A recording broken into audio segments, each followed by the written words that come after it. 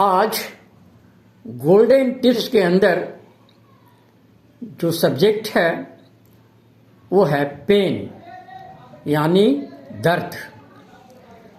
Pen एक symptoms है, न कि रोग है।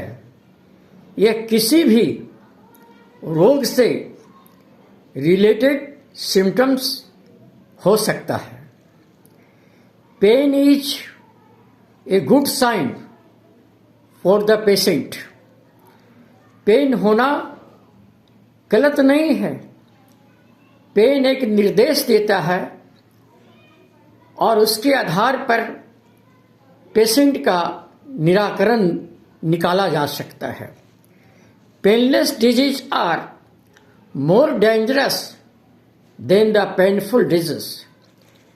पेनफुल पेशेंट को भी सतर्क करता है और डॉक्टर को भी सतर्क करता है, मगर जो पेनलेस डिजीज होती है उसमें रोगी भी अस्थिर रहती है और डॉक्टर को भी सोचने का मौका नहीं मिल पाता है।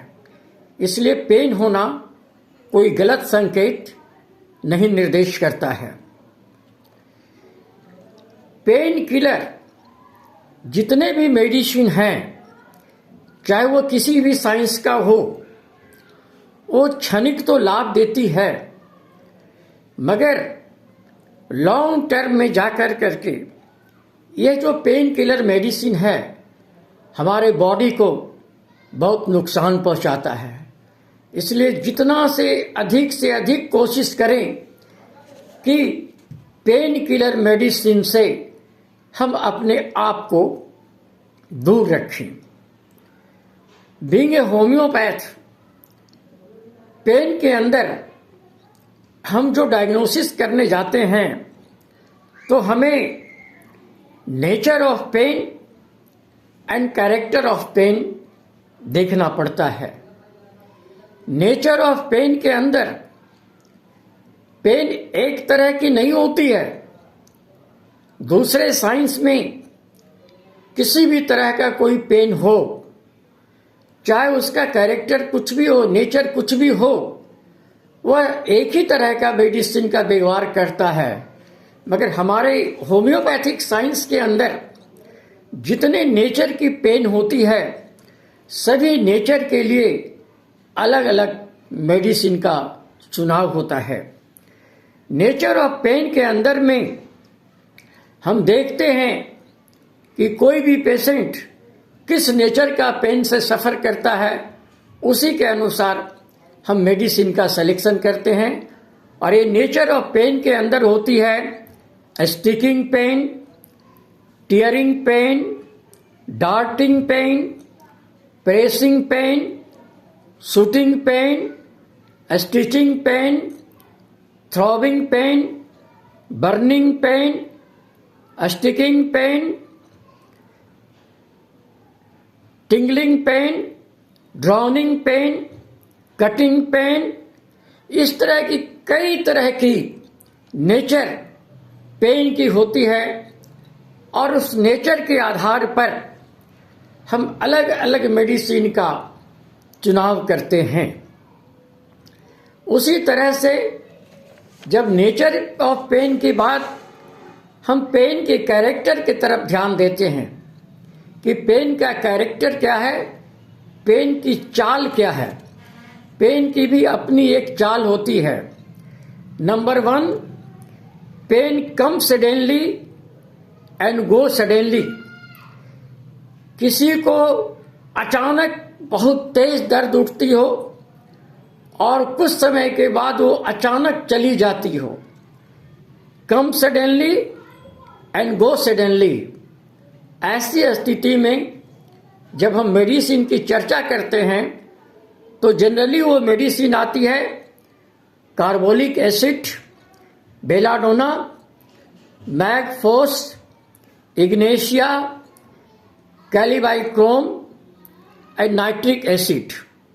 इस ग्रुप के मेडिसिन के अंदर एक पेन का कैरेक्टर होता है कि come suddenly and go suddenly. दूसरा जो कैरेक्टर है पेन का वो है pain come gradually and go gradually. Pain धीरे धीरे धीरे कर करके बढ़ता है, कुछ समय के बाद वो धीरे धीरे करके ही कमता हो। अगर इस तरह का कैरेक्टर अगर हो पेन का, तो ऐसे स्थिति में हम जो मेडिसिन सोचते हैं वो मेडिसिन है प्लेटिना, एस्टेनामेट एंड सिफ्लिनम। इस स्थिति में हम ये 3 मेडिसिन को सोचने में बाध्य हो जाते हैं। तीसरा कैरेक्टर है pain come suddenly and go gradually. Pain अचानक आती है और धीरे धीरे जाती है। ऐसी स्थिति में हमारा जो मेडिसिन है वह है पल्सेटिला। पल्सेटिला दे करके इस कैरेक्टर को हम ठीक कर सकते हैं। और फोर्थ कैरेक्टर है pain come gradually and go suddenly. Pain धीरे धीरे आता हो और अचानक चला जाता हो।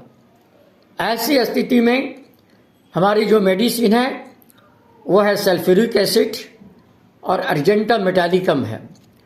तो इन कैरेक्टर के आधार पर, इस नेचर के आधार पर हम होम्योपैथ मेडिसिन का सिलेक्शन करते हैं और किसी भी पेन से, चाहे वो किसी भी ऑर्गन से रिलेटेड हो, किसी भी डिजीज से रिलेटेड हो, उस पेन से उस पेशेंट को हम राहत देने की कोशिश करते हैं और राहत देते हैं। कभी ये नहीं सोचिएगा कि होम्योपैथिक में एक ही मेडिसिन होता है जो सारे पेन को ठीक कर सकता है।